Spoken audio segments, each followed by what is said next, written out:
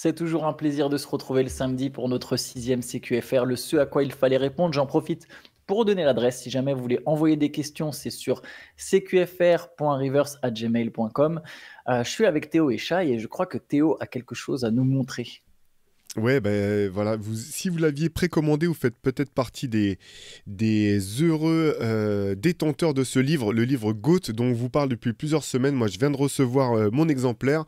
Donc voilà, petit rappel, c'est une espèce de, comment dire, de compilation de 130 tops, les 130 tops indispensables pour enfin savoir qui sont les plus grands de tous les temps, que ça soit pour les meilleurs scoreurs, les meilleurs défenseurs, les plus belles moustaches, les plus débiles sur un terrain. Bref, il y en a, voilà, il y a tout un tas de classements sérieux, pas sérieux, justifiés, avec beaucoup d'honnêteté intellectuelle, d'autres avec beaucoup moins comment dire, d'éthique Beaucoup moins intellectuelle. d'intellect tout court.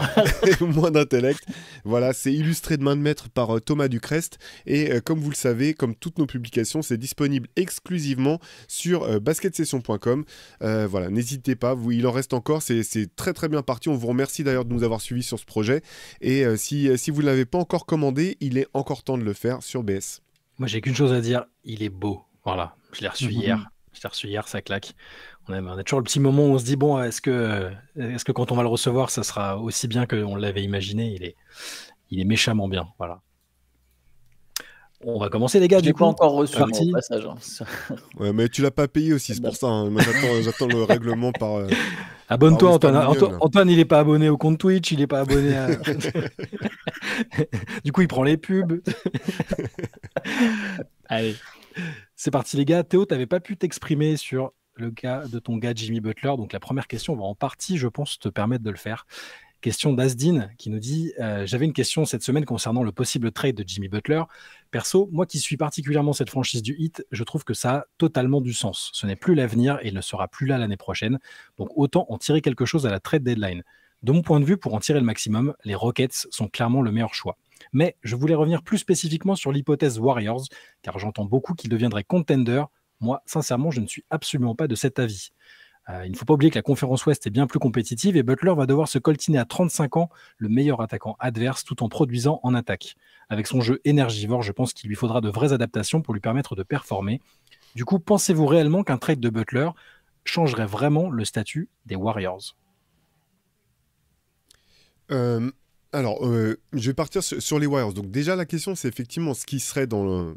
Ça serait Jimmy Butler échangé contre qui, contre quoi. Ça, c'est la première chose, effectivement. Moi, j'ai du mal à voir le fit, en fait, de Jimmy Butler aux Warriors. Alors que vous savez tous les deux que j'adore les Warriors et j'adore Jimmy Butler, mais pour le coup, je suis pas sûr que ça colle si bien que ça. Je sais pas si à l'âge qu'il a et dans l'état de santé qui est le sien, il serait vraiment aussi simple pour ça que ça pour Jimmy Butler de se fondre dans ce jeu des Warriors avec énormément de mouvements, qui joue aussi très vite, bien plus vite que ne le fait le Miami Heat à mon sens. Donc voilà, c'est pas forcément le fit dont je rêverais. J'ai l'impression effectivement que les Rockets sont certainement plus de choses aussi qui pourraient intéresser le Heat. Et en ce qui concerne le potentiel de cette équipe des Warriors avec Jimmy Butler, effectivement, sur le talent, je pense que c'est plus fort, mais j'en reviens à la question de savoir qui serait dans l'escarcelle. Moi, je trouve qu'au bout du compte, Andrew Wiggins, sur ce début de saison, est vraiment un excellent joueur. On retrouve un petit peu le Andrew Wiggins il y a quelques années. Et si les Warriors veulent être champions, je pense pas qu'ils aient forcément intérêt à mettre Andrew Wiggins dans l'équation. Ça dépend, bien sûr, ça dépend pour quel joueur. Si c'est pour récupérer Giannis Antetokounmpo, ok, tu mets Wiggins, il n'y a pas de problème. Pour Jimmy Butler, j'en suis pas aussi sûr que ça, alors que j'adore Jimmy Butler. Moi, est-ce que les Warriors passent un cap? Je dirais quand même que oui. Je pense que tu es plus fort. Ça dépend évidemment de qui est échangé. De toute façon, je pense que les Warriors eux-mêmes seront prudents. Je vois pas un monde où Wiggins et Kuminga sont échangés contre Jimmy Butler. Je pense que ce serait du suicide d'une certaine manière et je serais très surpris que les Warriors fassent ce deal. Si vraiment ils veulent Butler, il n'y a pas d'autre choix que d'envoyer Wiggins en termes de salaire. Je pense quand même que c'est plus fort. Wiggins, il fait une bonne saison, mais il fait pas une grande saison non plus en fait. C'est pas il est même pas proche du niveau All-Star là par exemple, Wiggins. On est loin de ça et je pense que Butler serait une upgrade. Par contre, Théo fait très bien de souligner le fit, tu vois. C'est bien de voir le nom et de se dire, bah, Butler en deuxième option, c'est très cool. Enfin, ils ont un deuxième star. Est-ce qu'ils pourraient toujours jouer de la même manière, les Warriors? Je ne pense pas, moi aussi. Je pense qu'effectivement, tu dois. Je vois pas Butler couper 30 fois, poser 2 écrans, faire 4 passes sur la même action. Effectivement, j'imagine pas ça. Là, ce que souligne Asdin sur la défense, c'est intéressant, même si je pense qu'il y a aussi Draymond Green pour aider selon l'attaquant en question. Il peut y avoir Kuminga, bref, il y a de la ressource pour défendre, il y a Moses Moody, etc. Gary Payton. Je pense que le niveau global des Warriors, il augmente. Je ne sais pas si ça fait d'eux des contenders et c'est pour ça que je me dis, est-ce que vraiment ils seront vraiment prêts à faire ce sacrifice pour un Jimmy Butler qui sera libre dans 6 mois sans être sûr de pouvoir vraiment rivaliser. Tu vois, je me dis qu'aujourd'hui, OKC, Boston, Dallas, ça reste au-dessus de Golden State avec Jimmy Butler. Et c'est pour ça que depuis le début, je crois qu'à chaque fois que j'avais mentionné ce trade, j'avais précisé les Warriors, d'abord, ils doivent se renseigner auprès du joueur. On sait que le tampering, c'est du bullshit. Tu peux parler avec les mecs sous contrat. Personne ne veut rien dire. Tu parles à son cercle pour savoir est-ce que Butler, en lui, il a encore une vraie campagne. Tu vois. Après, est-ce qu'il sera honnête ou pas, c'est autre chose. Mais savoir, est-ce que le niveau de jeu qu'il montre aujourd'hui au Heat, c'est parce que quelque part, bon, il se sent plus tant concerné que ça. Et est-ce qu'il pense avoir vraiment en lui une grosse campagne de playoff? Et si c'est le cas, par contre, je trouve que ça change la donne parce qu'en playoff, de toute façon, ça joue plus lentement, ça joue un peu plus sur demi-terrain. Et si tu as un Butler qui se rapproche du niveau de 2023, en plus de Stephen Curry, de Draymond Green, de Buddy Hield, de Jonathan Kuminga, de tous ces mecs-là, de Kyle Anderson, de Gary Payton, etc., tu commences à avoir une équipe qui n'est pas la favorite à l'Ouest, n'est pas la grande favorite à l'Ouest, mais est proche. Et du coup, après, là, sur un malentendu, tu sais jamais ce que ça peut donner. Flingue sur la tempe, si vous devez choisir, enfin, vous devez pronostiquer après la deadline des trades, est-ce que Jimmy Butler est encore un joueur du Miami Heat? Qu'est-ce que vous me répondez?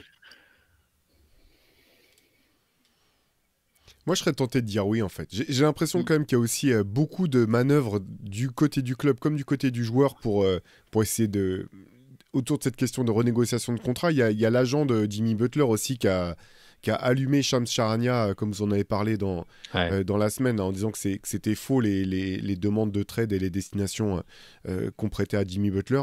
Moi, je ne serais pas si étonné que ça, finalement, que Miami reste en lice. Alors, je sais que c'est juste un match de saison régulière, mais quand je vois la victoire du Heat face aux Cavs, par exemple, cette semaine, je trouve que cette semaine, là, c'est quand même intéressant. En fait, c'est une équipe qui, défensivement, est très forte, avec un joueur en Tyler Hero qui est en train clairement de passer un cap dans sa carrière. C'est une équipe qui va être embêtante à jouer. Et il y a juste un élément que je voulais rappeler au sujet des blessures de Jimmy Butler. Parce qu'on souvent on dit ouais c'est un joueur qui est souvent blessé, etc. Il manque pas mal de matchs de saison régulière, c'est vrai. En playoff, c'est pas tout à fait la même en fait, parce que même blessé, on a vu qu'il pouvait être performant. L'an dernier, il fait pas les playoffs, mais c'est Kelly Oubre qui lui tombe sur le genou. C'est pas comme si c'était une blessure récurrente. C'est pas Kawhi Leonard qui a toujours le même problème et chaque saison, ça va lui coûter des choses. Même en 2023, finalement, quand ils vont jusqu'en 2023, hein, la dernière finale, 2023, quand ils vont jusqu'en finale et qu'il est un peu usé, c'est pareil, il se fait une cheville contre New York pendant la série de playoffs, c'est pas une tendinite du genou qui l'handicape. Donc moi je pense qu'il a, pour répondre à ce que tu disais tout à l'heure Antoine, je pense qu'il a encore une grosse série de playoffs, enfin pas série, mais il a encore campagne, pardon, merci. Je pense qu'il a encore ça sous le pied, j'ai pas de raison d'en douter. Surtout s'il n'est pas numéro 1 de l'équipe avec la même responsabilité qu'à Golden State. Après, qu'à Miami, pardon. Est-ce que c'est ce qu'il veut à ce stade de sa carrière et tout? Ça, on peut pas trop le savoir. Moi, pour un trade, je dirais un peu 50-50. En tout cas, ça me semble pas automatique un trade. Parce que, en plus, certains seront mieux que moi, mais je me demande, ils peuvent encore même faire un sign-on trade, j'imagine, pendant l'été. En fait, il y a encore, même pendant l'été, tu peux toujours le trader, alors tu auras moins de contrepartie, mais je ne suis pas maxi convaincu par le fait qu'il y aurait ce trade. J'aimerais bien qu'il y ait ce trade parce que je pense que l'équipe qui récupérera Jimmy Butler sera intéressante. Tu vois, que ce soit Golden State, que ce soit Houston, peu importe qui, Je pense que ça sera intéressant parce il peut changer la dynamique de cette équipe sans pour autant que ça l'amène jusqu'au titre. Donc j'aimerais bien qu'il y ait ce trade, mais je ne suis pas convaincu à 100% qu'il y ait ce trade. Ouais. Il y a eu pas mal de start bench cut proposés cette semaine. Là, le message d'El Sasic Paulo va dans ce sens-là. Mais avant, il nous raconte quelque chose qui lui est venu en tête après le CQFR de la semaine dernière. Il nous dit « Salut le trio, la question sur l'entraîneur-joueur de la semaine dernière m'a inspiré en me rappelant mes expériences de départemental. J'ai repris le basket après quelques années de pause dans une sombre ville de Bourgogne profonde. Je trouve une équipe qui me paraît bien sympathique avec justement un coach-joueur. Antoine aurait sûrement crié « It's a trap ». Ce dernier, ancien joueur de national, est revenu dans son village natal pour entraîner. Il était même payé par le club pour entraîner les deux équipes. Mais au final, son absence de coaching, voire ses absences tout court et ses problèmes de fumette ont fait dérailler le club qui a disparu des radars l'année suivante. De deux équipes, il n'en restait plus qu'une et avec si peu de joueurs qu'on a dû s'associer avec un autre village pour monter une équipe. Bref, assez parlé, je vous propose 3 start bench cuts de départemental. Vous préférez jouer avec qui ? Alors, ça va vous rappeler un peu pour ceux qui ont lu Une saison en enfer, ça vous rappellera forcément quelque chose. Alors, le premier start bench cut, donc qui vous gardez dans l'équipe, enfin qui vous startez, qui vous benchez, qui vous cutez. En 1, le gros musclé qui refuse de jouer pivot et veut absolument tirer à 3 points sans réel succès alors qu'il devrait démonter tout le monde dans la raquette. Le mec ultra athlétique mais qui est nul et qui ne comprend pas le jeu, il contre et dunk mais ne peut ni passer ni dribbler. Ou le meneur de jeu agressif qui hurle sur ses coéquipiers sans être meilleur qu'eux, mais qui se sent octroyé d'une autorité divine, car mince, il est meneur quand même. Alors moi, il n'y a pas d'hésitation, je te le dis, je starte d'abord le mec hyper athlétique, parce qu'au pire, on lui interdit de dribbler et de passer, juste il prend des rebonds et il court, et puis au moins tu sais que peut-être au fur et à mesure des entraînements, t'en feras quelque chose. 2, je bench le musclé. En plus, du coup, on commence à avoir une équipe athlétique là. Ça fait souvent la différence en département. On bench le musclé qui veut que tirer à 3 points. Bon, on peut tolérer. Et par contre, moi, je dégage le mec ultra agressif. S'il est pas très bon, ça me saoule. Moi, si tu m'avais dit à la limite, ça aurait changé la donne. Si il est super fort et il gueule, c'est quelque chose. Mais s'il gueule et qu'en fait, il est pas meilleur, vas-y, casse-toi. Tu vas niquer l'ambiance. Ça pas la peine. C'est très bon ça. Et ben moi, j'ai pas du tout le même classement. Moi, je vais. Parce que toi, t'es le meneur hyper agressif. Exactement. C'est pour ça. C'est pour un truc qui m'est venu en tête. Moi, je vais mettre le balèze. Allez, j'hésitais. Je vais starter le mec balèze. Parce qu'au bout du compte, on nous a pas précisé s'il en mettait ou pas des tirs à 3 points. Donc, c'est pas très grave. C'est ça, bien vu. Sans réel succès, il y a dans le. Sans réel succès. Ouais. Non, vas-y, je le prends quand même. Je vais garder le meneur qui gueule. Parce que voilà, déjà ça peut être moi effectivement. En plus, ça s'il gueule pour des bonnes raisons sans être plus fort que les autres, ça me gêne pas. Et je vais couper le mec qui comprend rien parce que ça c'est pas possible. J'ai trop joué avec des gars comme ça. Je peux pas. Mais je vous en ferai un adapté au foot un jour, parce que là je suis pas pertinent sur celle-là. Okay. Deuxième start bench cut toujours sur le même registre. En 1, le mercenaire, il est venu dans le coin pour les études ou le travail, n'en a rien à faire de l'équipe et vient juste jouer et faire ses stats sans parler à personne. Le vieux briscard, 45 ans passés, il a sûrement été bon un jour et il vient dire à tous ce qu'il devrait faire. Il veut jouer mais peut à peine courir. Son credo, faites ce que je dis, pas ce que je fais. Le fameux coach-joueur qui s'octroie du temps de jeu mais qui ne voit pas ce qui se passe sur le terrain et ne gère pas les changements. Voilà les 3 profils, le mercenaire, le vieux briscard ou le coach-joueur qui s'octroie du temps de jeu. Moi, dans cet ordre, je starte le mercenaire, je m'en fous. S'il est bon, il fait ses stats, j'en ai rien à faire, qu'il me parle pas. Je bench. Attends, ouais, je bench le vieux. Ça me saoule le vieux briscard. Là, j'hésite. Mais bon, je le bench quand même parce qu'au pire, je l'écoute pas. Tu vois. Et je cut le coach joueur parce que ça, j'aime pas.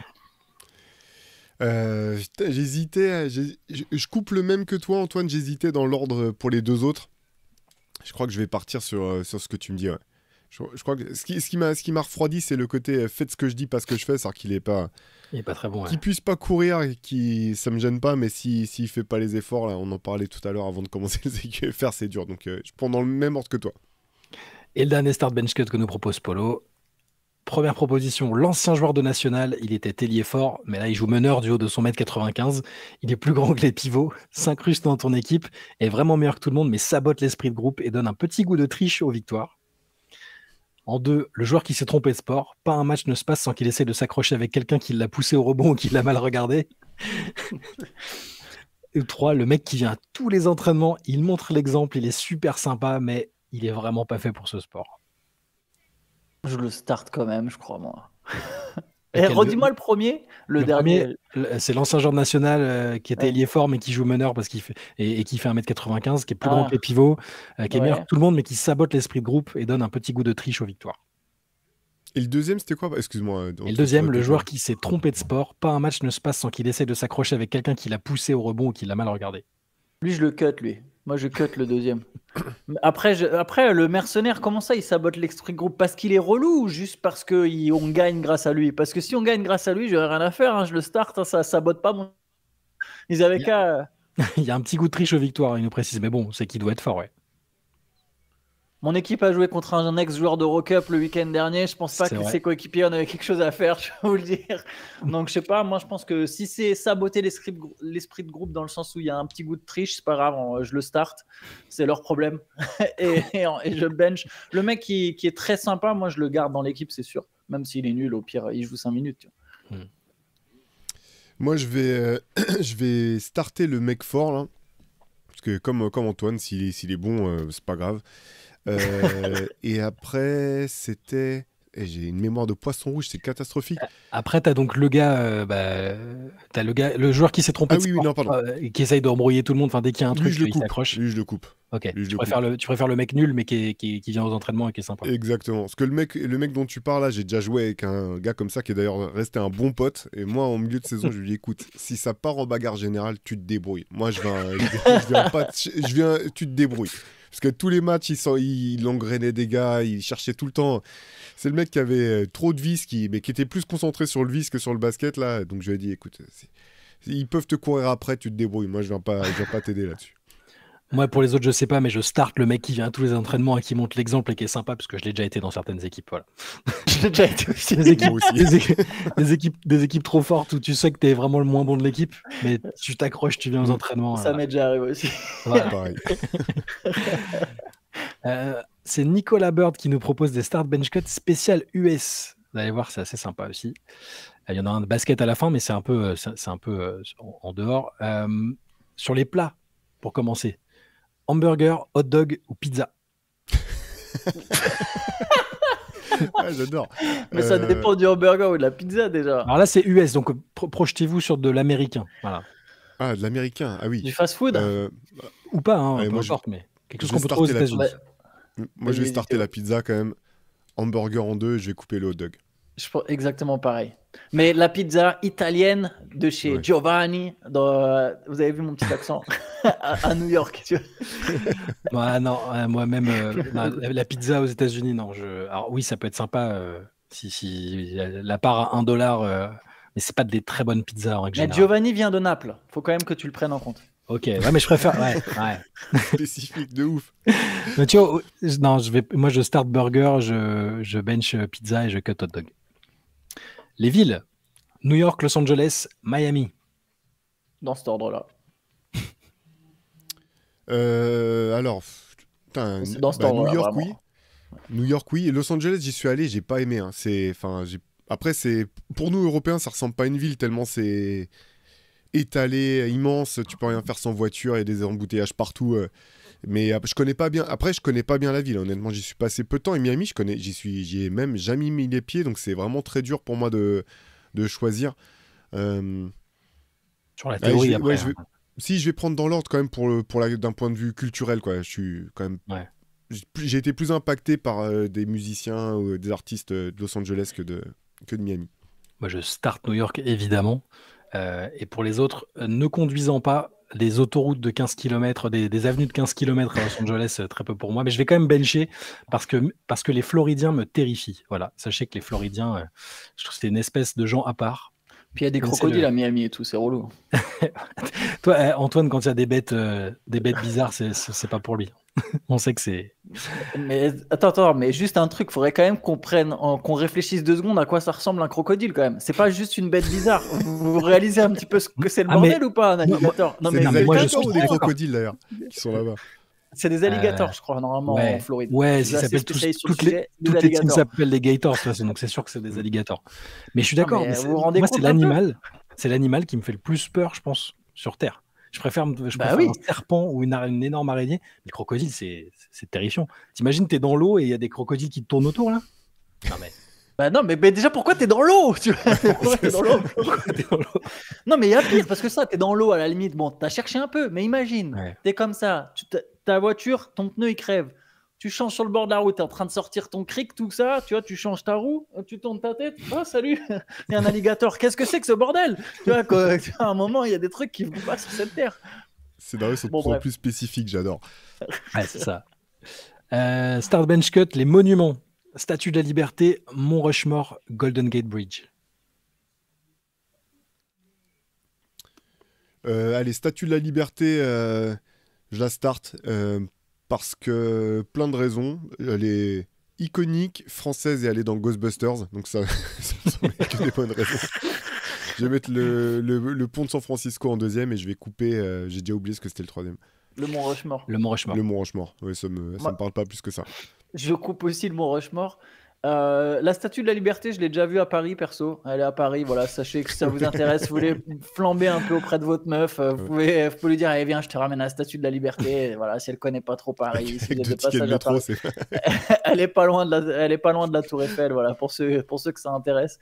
Donc je l'ai déjà vue, donc je la bench, même si elle est évidemment pas à la même taille, c'est pas la même réplique. Et je vais start le Golden Bridge sans grande conviction. Parce que c'est dans la planète des singes. Voilà, moi aussi, je suis cinématographique. Moi, je starte la Statue de Liberté. J'y étais en octobre, c'était sympa. J'en avais pas un très bon souvenir parce que j'avais l'impression d'avoir perdu ma journée entière la première fois que j'y étais allé. Et quand on réserve les billets, c'est un peu moins long quand même. Donc sympa. Et après, je suis allé à aucun des deux autres, mais ouais, plutôt dans l'esprit bench Golden Gate Bridge et cut le Mont Rushmore. Voilà. Les lieux emblématiques, après, que vous les ayez fait ou non, hein, toujours dans l'idée. Yosemite Park, Death Valley, Las Vegas. J'en ai fait aucun des trois. Je vais couper Las Vegas. Je savais, t'es trop pur. C'est pas pour moi, ça.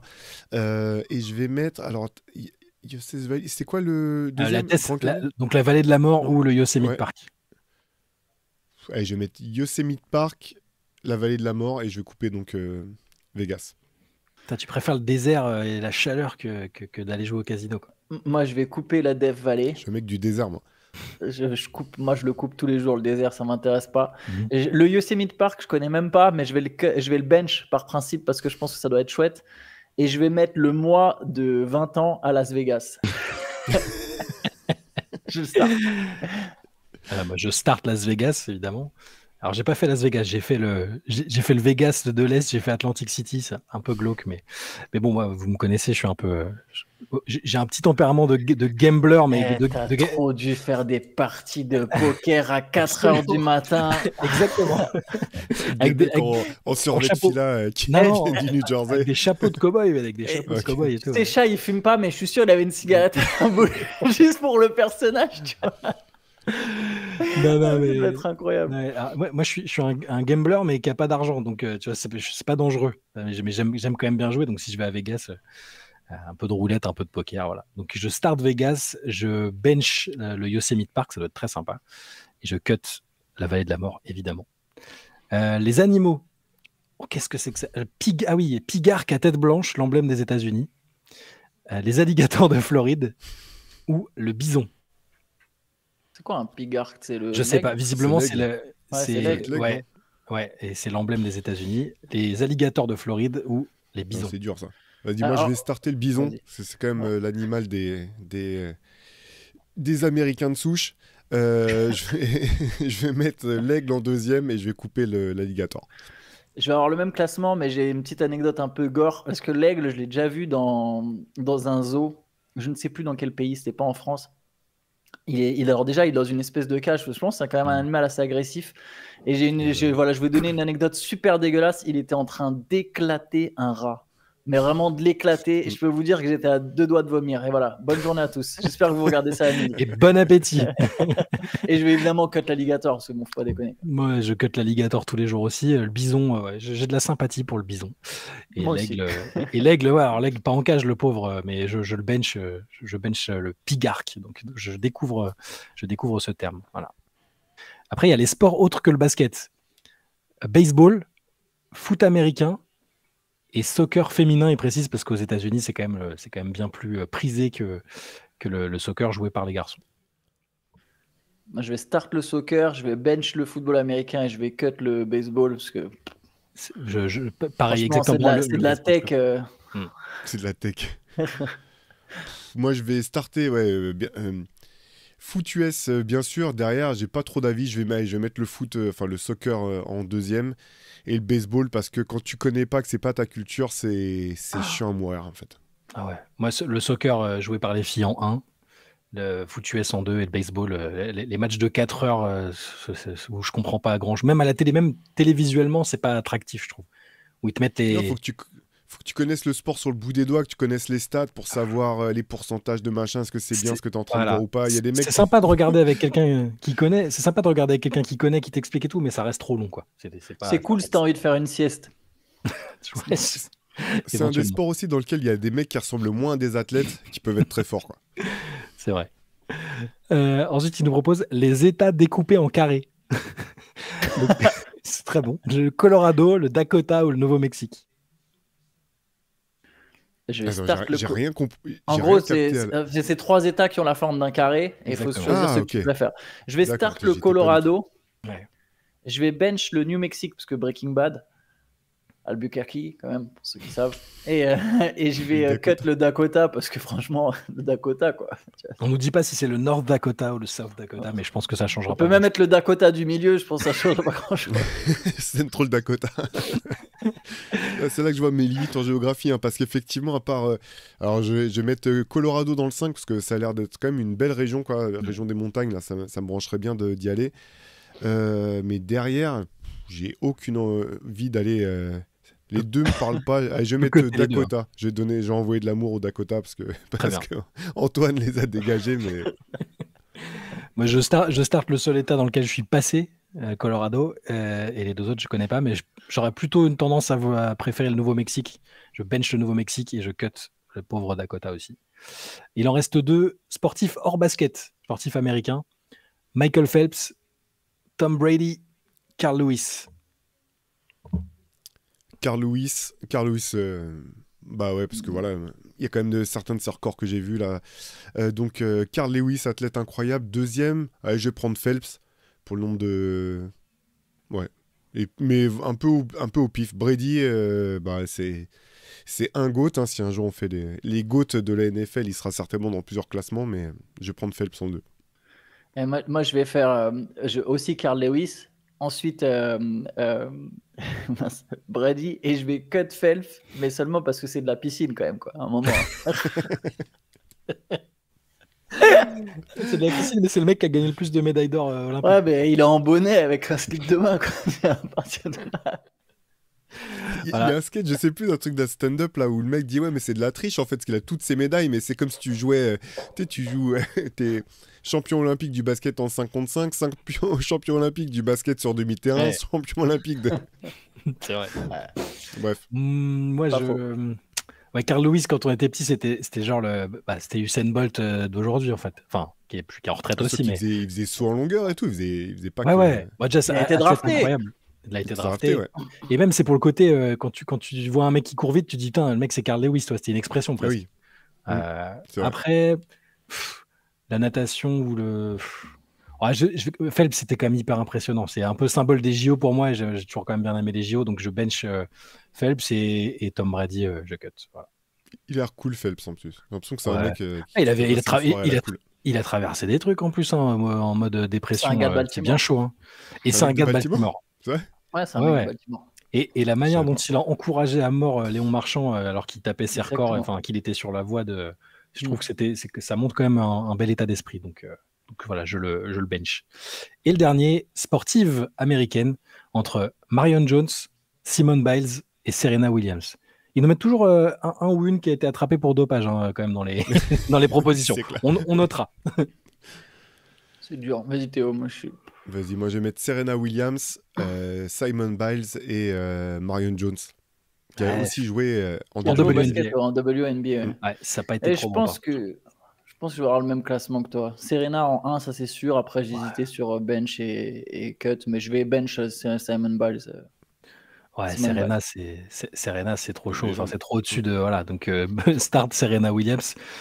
Simone Biles en 2, parce que c'est assez exceptionnel aussi, tout ce qu'elle fait au niveau de la gym. Et Marion Jones, qui était un peu iconique à un moment, mais c'est quand même parti en cacahuète après les histoires de dopage. Bon, voilà, À répétition.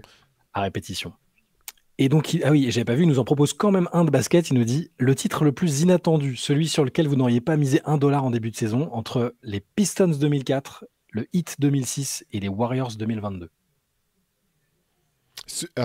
Dans l'ordre, alors, c'est quoi? Faut les classer de ceux qu'on avait le plus Ouais, vu venir? non, du plus Non, donc on a le inattendu. moins le vu venir. Faut que tu startes le plus inattendu.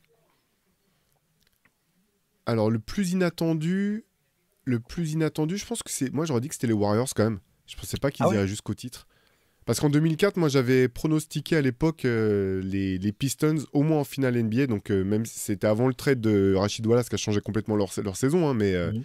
mais moi, je pensais qu'ils avaient vraiment une grosse équipe. Après, oui, je sais pas si j'avais pas dit qu'ils seraient champions quand la finale s'est annoncée entre eux et les Lakers, mais je les voyais faire une grosse saison. Les Warriors, j'étais pas sûr en 2022 qu'ils auraient les ressources encore. Donc plus années attendues ça. Deuxième, je vais mettre les Pistons quand même. Parce que le hit avec Avec Wade et déjà Shaq, ouais. c'était pas si surprenant quoi. Moi, j'ai le même classement. Après, les Warriors, forcément, je m'en souviens beaucoup plus. 2004-2006, je suis la NBA, mais je me souviens pas forcément de quelle est ma vision exacte de la NBA, notamment en début de saison. Et je pense que j'aurais mis Warriors, pareil, je l'aurais pas forcément vu venir. Et en fait, j'aurais mis Pistons par élimination, parce que je pense que Heat, Shaq, il a déjà une saison à Miami. Ouais. Tu vois, Ils sont déjà passés pas loin. Je crois que ça a été dans un exactement. game set la saison d'avant pour sortir de l'Est.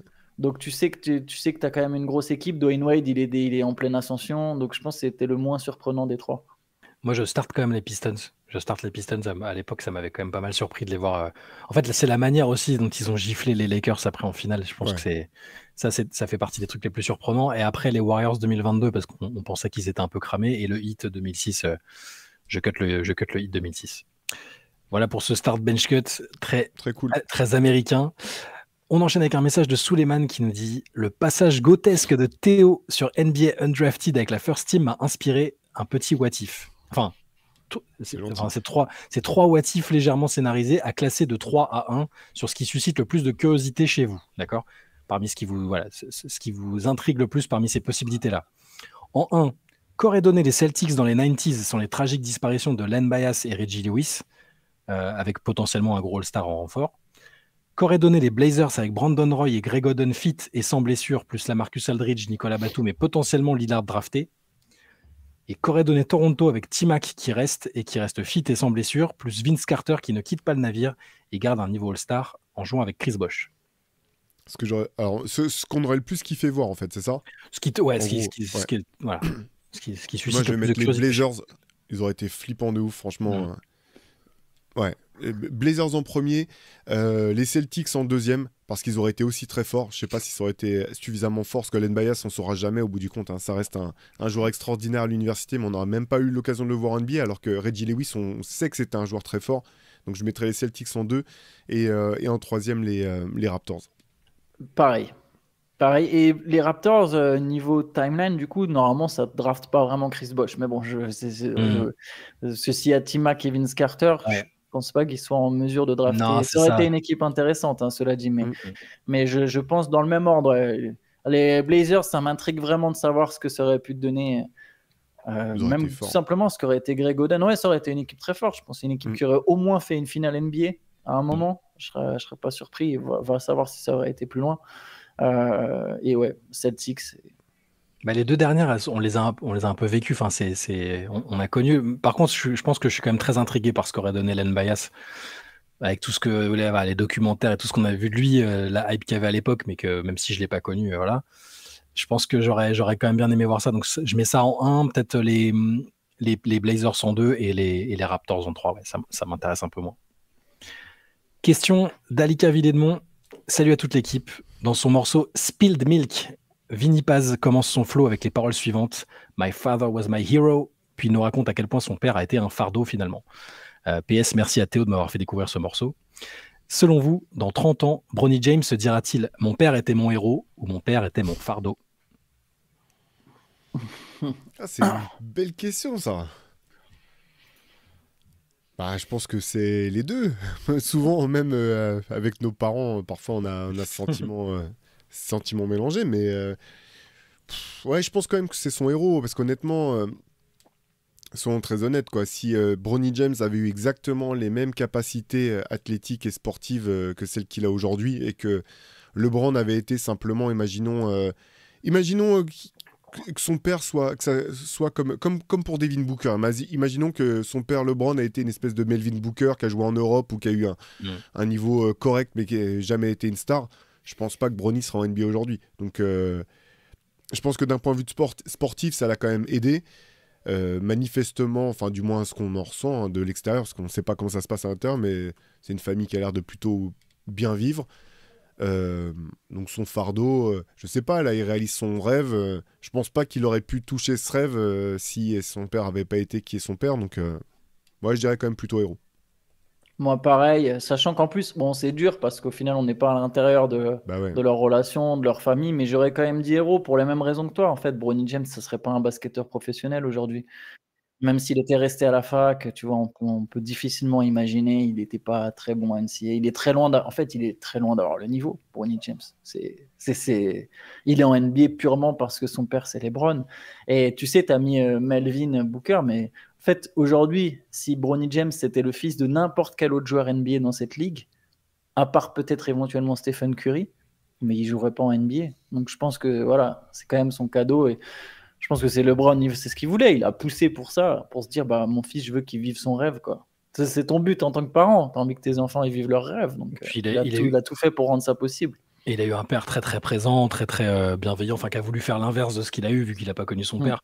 Après, on pense ce qu'on veut de LeBron, mais au niveau de la famille, c'est quand même assez irréprochable, quoi. Enfin, tout ce qu'il a fait, je pense que j'ai quand même dans l'idée qu'il le voit plus comme son héros que comme un fardeau.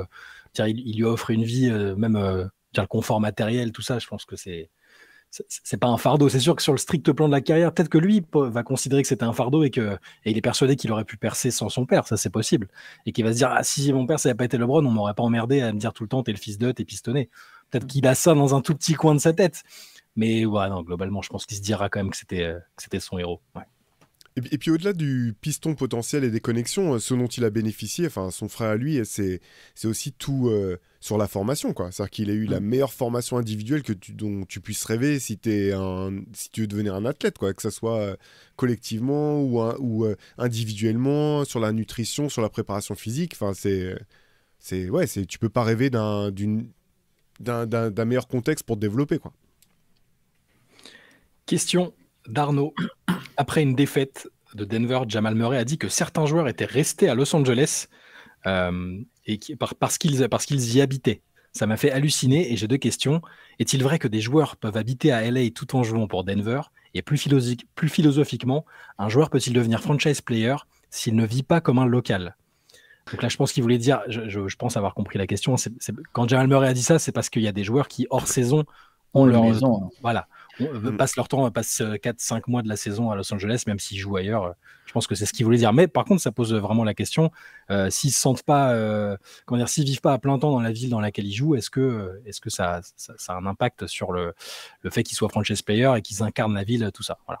Après, je pense que déjà, par contre, moi, ça m'a choqué qu'il ait dit ça parce que tu peux très vite faire le lien sur qui est le joueur en question. Bah, a priori, Russell Westbrook doit pas être le seul, mais vraiment, il est de Los Angeles, il a une baraque à Los Angeles, tu vois. Bon, c'est sans doute pas le seul, mais bref, j'ai trouvé ça un peu, la sortie m'avait surpris. Après, en NBA, tu peux pas vivre à Chicago et être un joueur de Minnesota, tu vois. Donc, tu es quand même obligé de vivre dans la ville. On ne sait pas Samir Nasri, tu vois, qui jouait à Manchester et qui restait vivre à Londres parce qu'il ne voulait pas aller à Manchester et qui prenait le train tous les jours, tu vois. Là, tu ne peux pas te permettre, en fait. Il faisait 2 ou 3 heures de train par jour, je crois. Tous les jours. Aller-retour. Enfin, tous les jours d'entraînement. Pour faire la fête à Londres, parce que Manchester. Parce qu'il disait à Manchester, il n'y a rien, quoi. Donc, il voulait vivre à Londres, mais là, en NBA, tu ne peux pas trop te permettre, quoi. Mais par contre, ça n'existe pas. Pour répondre à la première question, ça n'existe pas. Enfin, ils vivent, quand ils jouent pour Denver, ils vivent quand même la plupart du temps à Denver. C'est par contre hors saison, les mecs, si leur plus grosse baraque elle est à Los Angeles, Mais la Il y moitié en de a la ligue plein, à il Los y en a Angeles. énormément, Là, ouais. la C'est moitié pour de ça la que ligue. l'été, souvent, les joueurs se retrouvent aussi, souvent, tu sais, quand on dit, ouais, il n'y a plus de rivalité, parce qu'en fait, euh, je veux dire, on parle souvent du fait qu'ils ont joué ensemble en AAU, en équipe nationale, etc. jeune, mais même l'été, en fait, ils se retrouvent souvent dans les mêmes open gym pour s'entraîner, pour jouer, etc. Et il y a énormément de joueurs qui vivent en Californie ou à Los Angeles l'été, ouais. Ouais. Question de Flying Flow qui a toujours plein de questions à nous envoyer. On essaie toujours d'en prendre une petite pour récompenser son assiduité. Salut la team, selon vous, laquelle des 5 dernières équipes championnes NBA serait la meilleure si celle-ci devait s'affronter dans un mini-championnat? Chaque équipe aurait l'effectif, le coach ainsi que les qualités et faiblesses présentées en finale NBA l'année de sa victoire. Un rappel des 5 derniers champions. 2020, les Lakers qui battent le Heat 4-2. 2021, les Bucks qui battent les Suns 4-2. 2022, les Warriors qui battent les Celtics 4-2, décidément, c'est souvent le score. 2023, les Nuggets qui battent le Heat 4-1. Et 2024, les Celtics qui battent les Mavs 4-1. J'hésite C'est pas entre facile, Nuggets ça. et Celtics, moi. J'hésite Un entre les deux. mini-championnat qui est la meilleure. Moi, je vais prendre les Nuggets, en fait, parce que j'ai l'impression que sur toutes ces équipes-là, c'est quand même Jokic le meilleur. C'est-à-dire que même le Stephen Curry de 2022, c'est pas forcément la meilleure version de Stephen Curry, même s'il était incroyable, notamment en playoff. Mais ouais, je pense que je prendrais les Nuggets. Ouais. Je prendrais aussi les Nuggets. Paradoxalement, les Bucks, que j'aurais même pas dans mes 2 premiers, auraient un bon match, enfin auraient un match-up intéressant contre les Nuggets. Je pense que je roule l'idée sur Jamal Murray, Giannis sur Jokic. Paradoxalement, Milwaukee peut gagner cette série, tu vois. Mais sur l'ensemble, les Nuggets me semblent un peu plus forts, surtout qu'il a dit qu'on prend en compte les effectifs et toutes les configurations de la finale. Donc les Celtics n'ont pas Porzingis.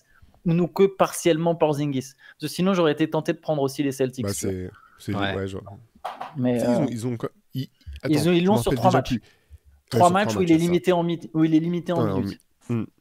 Donc t'as pas un Porzingis à pleine puissance. Sinon, j'aurais peut-être pris Boston. Je pense que je prends les Nuggets aussi. Je pense que je prends les Nuggets. Et après, c'est plus dur à classer. Peut-être, bon, et les Celtics, là, c'est quand même assez fort. Et puis, c'est récent dans nos têtes. Donc, peut-être ça. Je pense, c'est pas une balle perdue, hein, mais je pense que je mets les Lakers en dernier, en fait, là-dedans. Le contexte de la bulle et tout ça, je pense que c'est ceux que je prendrai en dernier. Voilà. C'est pas pour faire le rageux, mais je rappelle que cette finale, quand même, Dragic a pas joué parce qu'il se blesse à la cheville au premier match et que Bam Adebayo joue à peine parce qu'il a l'épaule en vrac. Donc, je rappelle. Je rappelle. Moi aussi, c'était en tant que rageux, j'avoue. Question de Désiré. Salut la Rivers Team et pas la Team BS. Il a bien compris la requête d'Antoine. Bon, voilà. Antoine se fait respecter. Comment expliquez-vous la différence de niveau entre les deux conférences? Est-ce lié à l'attractivité des villes, au climat, aux avantages fiscaux? Et pensez-vous qu'à l'avenir, si l'écart se creuse de plus en plus, la Ligue adoptera un système de play-off différent? Je pense que c'est un peu pour toutes les raisons qu'il a citées, mais je pense qu'il y en a d'autres aussi. C'est les GM aussi. Je pense que pendant longtemps, il y a eu des meilleurs dirigeants à l'Ouest. Voilà, ça aurait pu être un hasard, mais je pense que ça a joué parce que forcément, tu as des équipes qui se construisent mieux. Mais c'est évidemment avantages fiscaux, climat à Los Angeles.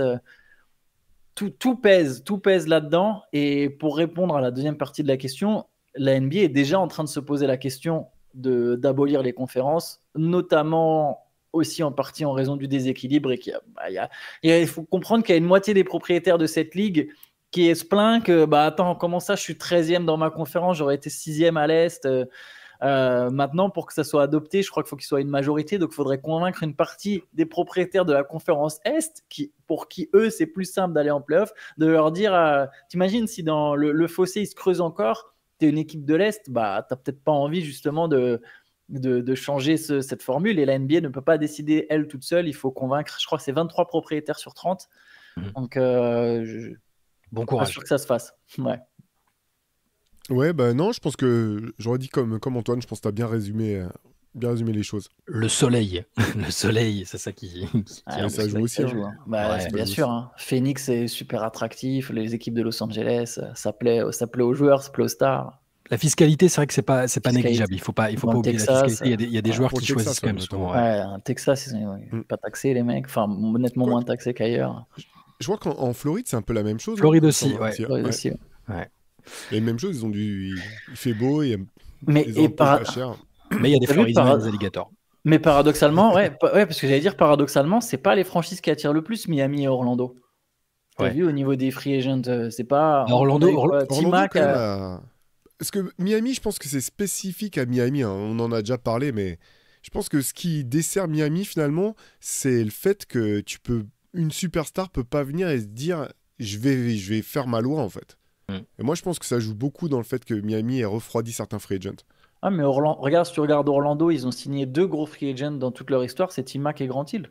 Ouais, ils attirent pas non plus, hein, parce qu'en plus, jamais signé quelqu'un d'autre, tu vois, derrière. C'est Disney World. Jamais dans la course, quoi. La ville, c'est Disney World, quoi. C'est Vucevic qui disait ça. Il disait, bah, c'est très familial, c'est cool pour les mecs qui viennent avec leur famille, mais c'est pas l'éclate, quoi. Donc voilà pour toutes ces raisons. Question d'Henri ensuite. Bonjour l'équipe, je vous écoute tous les jours, notamment le CQFR. Je n'ai pas le League Pass ni Beansport et je ne peux pas avoir de match, donc je compte sur vous pour pouvoir tout me raconter. J'ai 13 ans et je trouve le All-Star Game ennuyant. Alors ça n'a rien à voir avec sa question, vous verrez. J'avais 2 questions à vous poser. À part la France, qui peut challenger Team USA à Los Angeles pour gagner la médaille d'or? Le Canada, la Serbie ou l'Allemagne? Et sur un tout autre sujet, pouvez-vous expliquer pourquoi la NFL intéresse autant aux États-Unis et pas du tout en France? Vas-y Théo, vas-y. Pour les équipes qui peuvent embêter Team USA, je pense que oui, Canada, Serbie, c'est les 2 premières qui me viennent en tête si on sort la France. L'Allemagne, je suis pas sûr. J'ai l'impression que c'est quand même en termes de talent pur, même si le format des compétitions FIBA fait que la donne n'est pas tout à fait la même et la défense de l'Allemagne est fantastique. Mais j'aurais dit que probablement en talent, ces 2-là et peut-être l'Australie aussi qui est quand même... J'ai l'impression que l'Australie a potentiellement un autre cap, potentiellement qui a un cap que cette équipe pourrait passer parce que talentueux, en termes de talent, je trouve ça vraiment très fort. Je pense que c'est les principaux contenders.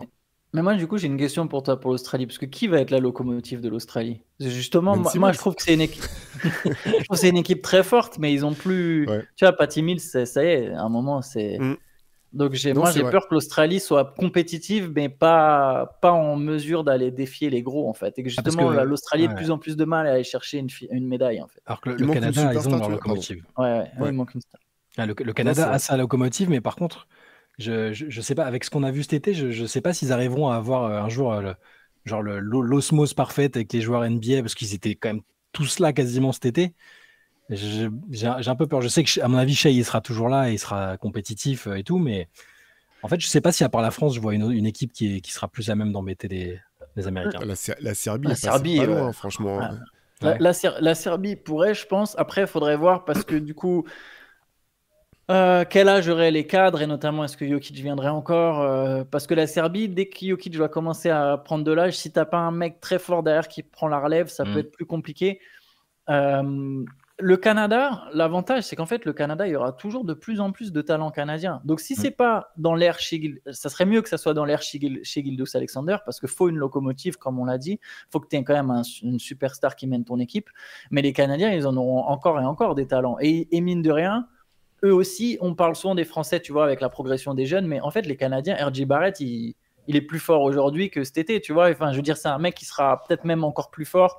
En 2028, R.J. Barrett, c'est peut-être son pic. C'est le pic de chez Gilgeous-Alexander. Il y a peut-être 1 ou 2 jeunes talents d'ici là. Il y a du monde. Donc, j'aurais mis Canada, Serbie. Et l'Allemagne, je pense un peu comme Théo, même si l'Allemagne commence à avoir de plus en plus de joueurs NBA, mais je pense qu'il faudrait un énorme match soit de Wagner, soit de Schroeder, tu vois, soit de Obst. Comme quand ils ont battu d'ailleurs les Américains au final, mais c'était pas du tout la même équipe de Team USA en Coupe du Monde. Mais ouais, faudrait quand même un peu des circonstances, je pense, pour vraiment que l'Allemagne. C'est dans 4 ans en plus. Les États-Unis. C'est dans 4 ans, donc Schroeder et Obst dans 4 ans. Ouais, c'est vrai. Ils ont Da Silva, Wagner. Bon, il y a. Dans 4 ans, c'est peut-être un peu compliqué, effectivement. Ouais. Allez, dernière question du jour, question de Mathias. J'ai une question concernant notre Victor Wembanyama national. On le compare souvent à Giannis ou KD pour ce qu'il pourrait devenir, mais on ne parle jamais de la comparaison avec Anthony Davis. En effet, dans le début de carrière de AD, on parlait d'un intérieur top défenseur, dominant avec des capacités de garde et capable de mettre des tirs à longue distance de temps en temps. Exactement comme notre alien français. Or, le temps nous a montré que AD n'avait pas assez de capacité pour devenir le premier ball handler d'une équipe qui gagne, et pour prendre une bague, il s'est finalement rapproché du cercle en passant du poste 4 au poste 5 pour chercher des tirs plus efficaces. Au début de saison, on a beaucoup passé de temps à reprocher à Victor de passer beaucoup de temps au large, balle en main, plutôt que de pilonner la raquette là où il est le plus efficace. Que pensez-vous de ma comparaison entre Wemby et The Bro? Est-ce qu'elle est pertinente? Et pensez-vous qu'il pourra devenir le joueur qu'Anthony Davis aurait dû devenir? C'est intéressant la comparaison, effectivement. Je pense que limite, je pense que Victor est déjà en avance en fait sur le Anthony Davis au même âge. Parce qu'au début, c'était surtout un défenseur incroyable. Son année à la fac, quand ils sont champions, défensivement, il est monstrueux. Il a développé son jeu offensif par la suite. Je pense que Victor est en avance là-dessus. La raison pour laquelle aussi Anthony Davis s'est rapproché du cercle, c'est qu'à part justement la saison 2020, quand ils sont champions NBA, là, où il a des très bons pourcentages dans le tir extérieur, derrière son shoot, chaque saison après ça, à part cette année, je crois, où ça va mieux, mais il était parmi les jump shooters les moins efficaces de la ligue, quoi. Il avait complètement perdu son adresse extérieure, et là, je vois pas pourquoi... je comprends les reproches qui sont faits à Victor Wembanyama dans ce registre-là, mais je le vois pas. Je pense qu'il peut que progresser là-dedans, et je pense il peut que progresser aussi au contact du cercle à mesure qu'il va simplement prendre de l'âge et prendre du muscle, mais comme on avait parlé, pas en prenant en un été, prenant 10 kilos, cherchant à prendre 10 kilos, mais année après année, en devenant de plus en plus dur, en développant aussi son jeu poste-bas, comme a pu le faire Dirk Nowitzki sur la deuxième partie de sa carrière. Je pense que le talent intrinsèque même est au-dessus de celui d'Anthony Davis, quoi. Je suis d'accord. Je pense que c'est aussi un meilleur shooter aujourd'hui. Et d'ailleurs, Victor Wembanyama, passer du temps au large, ça dépend comment. Quand là, il est vraiment pur en réception shoot, c'est quelque chose qu'il maîtrise quand même vraiment plutôt bien à 3 points. Donc, il n'est pas en train de dribbler, prendre des tirs en sortie de dribble. Pardon. Même si on nous avait donné la stat sur les pull-ups, ce serait bien de refaire une petite actualisation d'ailleurs, de voir cette stat, ce que ça donne. Parce que là, on sent qu'en catch and shoot à 3 points, il est intéressant, il les prend de très loin et il est meilleur que ce qu'a jamais été Anthony Davis dans ce domaine. Et en fait, la plus grosse différence que je vois entre les deux, c'est presque la mentalité, en fait. C'est même pas le jeu. J'ai l'impression que Victor Wembanyama, il a cette mentalité qui devrait lui permettre d'être une première option, ce qui n'a jamais forcément été le cas pour Anthony Davis, même à la fac d'ailleurs. Même à la fac, il se mettait en retrait par rapport à ses coéquipiers. Et ça fonctionnait, tu vois. C'est pas, je le dis pas de manière péjorative. Mais je pense que Wembanyama a plus l'étoffe d'une première option et il n'a même pas forcément besoin d'être le premier ball handler. Giannis n'a jamais été le premier ball handler de son équipe. Ça a été d'ailleurs une limite de son équipe à un moment. C'est ce qui a aussi poussé les Bucks à faire le trade de Damian Lillard d'une certaine manière, d'avoir un mec qui peut, dans le clutch, avoir la balle en main. Mais ouais, non, Wembanyama, j'aime bien la comparaison, elle est intéressante, mais je pense que ça aspire à plus effectivement qu'Anthony Davis. Et puis Anthony Davis, il y a aussi un peu cette question latente qu'il y a eu sur sa volonté de jouer sur le poste 4, le poste 5, il s'est jamais vu vraiment comme un pivot, alors qu'à un moment de sa carrière, il était devenu évident qu'il était plus fait pour jouer 5. J'ai l'impression que Victor est assez à l'aise avec sa taille lui confère des attributs qui l'obligent un peu à jouer poste 5, mais une façon un peu moderne de jouer le poste 5. Mais oui, je suis d'accord avec vous. Je pense qu'il est quand même il est en avance, mais il ne faut pas oublier que... Enfin, moi, il y a un moment, je me suis dit, Davis, c'est vraiment ce qu'on appelle les talents générationnels, tout ce qu'il a dans les pattes, ancien meneur chez les jeunes, donc il est pas maladroit, et puis la défense, c'était exceptionnel. Par contre, ça s'est vraiment joué dans la tête, je pense. Ce que tu disais, Antoine, en termes de mentalité, de personnalité, et même encore aujourd'hui, le fait qu'il soit très satisfait de sa situation, que l'avenir ne semble pas plus l'inquiéter de ça, et c'est très bien. C'est bien aussi d'avoir parfois de pas chercher plus que ce qu'on peut accepter. Victor, il veut tout de suite être très très très très grand et il transigera pas avec les ambitions qu'il a pour sa carrière. Il veut être le plus grand, l'un des plus grands. Anthony Davis, je pense qu'on a assez vite compris au moment où il a voulu partir des Pelicans que même si c'était pour aller aux Lakers, avec l'association avec LeBron, il n'aurait jamais vraiment les premiers rôles, quoi. Donc la comparaison est intéressante, ça permet de rappeler que Davis était un talent énorme et ça devrait être à son poste l'un des meilleurs de tous les temps presque, avec ce qu'il a en fait. Mais ça ne l'est pas. Voilà, messieurs, pour aujourd'hui. Yes. Si tu as quelque chose à ajouter, Antoine, non, parfait. Non. Pour une fois, j'allais prendre le relais pour faire l'outro. J'allais dire, j'ai pas oublié. Moi. Cette fois-ci, je me souviens. Non, merci, comme d'habitude. Merci à tous pour ces questions. A priori, on devrait tenir le rythme pendant les vacances. Voilà, maintenant que je me suis avancé, mes collègues et moi n'avons plus le choix. Mais voilà, vous nous retrouvez comme d'habitude tous les samedis. Et puis lundi, nouvel épisode du CQFR. Dimanche, le Hoop Culture, bien sûr. Théo, Pierre Armand seront au rendez-vous. Et le Moop Deep.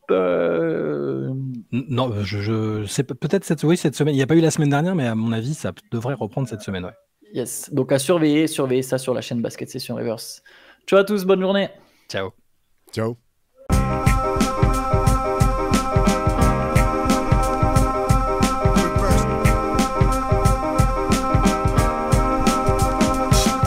The game is out there, and it's either play or get played.